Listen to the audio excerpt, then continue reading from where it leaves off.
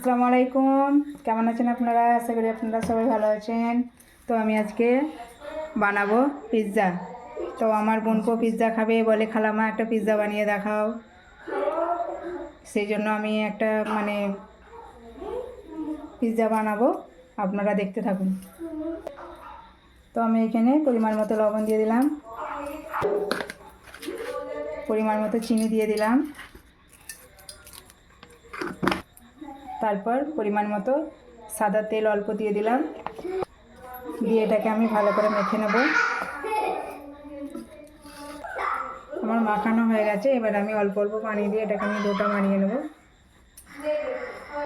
এবার আমি এটাকে 10 মিনিট ঢাকা দিয়ে দেবো। তো আমি এখানে কড়া বসিয়ে দিয়েছি, আমার কড়া গরম হয়ে গেছে। এবার দিয়ে দেবো পরিমাণ মতো ঘি,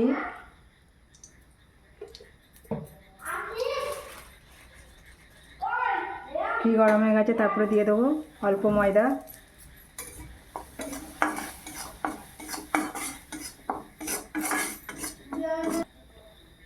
তারপর দিয়ে দেবো দুধ,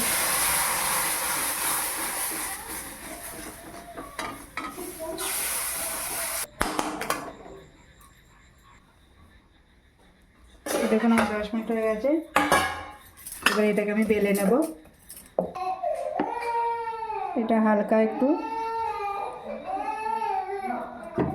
তেল দিয়ে এটাকে একটু মাখিয়ে নেবেন, দিয়ে এটাকে আমি বেলে নিয়েছি দেখুন।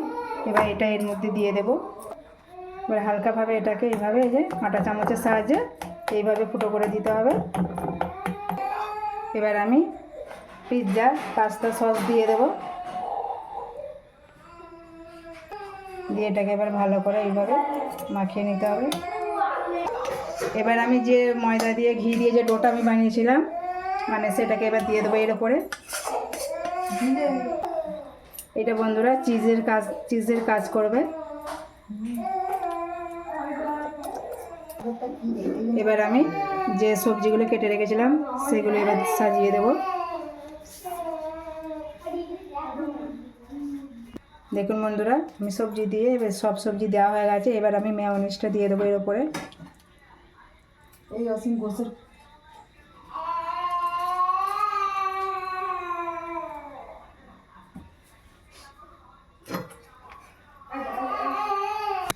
এবার আমি চিলি ফ্লেক্সটা দিয়ে দেবো, হালকা ছড়িয়ে দেবো এর উপরে। তো দেখুন এখানে এবার আমি একটা হাঁড়ি নিয়ে নিয়েছি, এর ভিতরে এবার দিয়ে দেবো লবণটাকে এইভাবে একটু চাড়িয়ে দেবেন।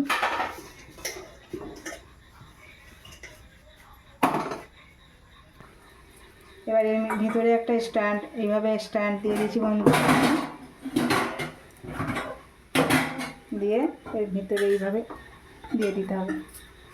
এবার আমি দিয়ে দেবো, এটাকে আমি 25 মিনিট রেখে দেবো। 25 মিনিট পর আমি ফিরে আসছি। আমার 25 মিনিট হয়ে গেছে, এবার দেখে নেব। দেখুন বন্ধুরা, কত সুন্দর দেখতে লাগছে, কত সুন্দর হয়েছে দেখুন। এবার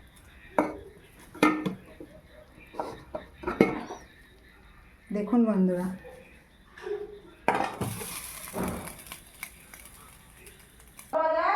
দেখুন আমি যেভাবে বানিয়েছি এইভাবে আপনারা একবার হলে ট্রাই করতে পারেন, খুবই সুন্দর লাগবে। আর আমার ভিডিও আপনাদের কেমন লাগে অবশ্যই লাইক কমেন্ট শেয়ার করবেন, আমার পাশে থাকবেন, আমার চ্যানেলটিকে সাবস্ক্রাইব করবেন, পাশে থাকা বেল আইকনটিতে ক্লিক করবেন। আপনারা সুস্থ থাকবেন, ভালো থাকবেন। আল্লাহ হাফিজ।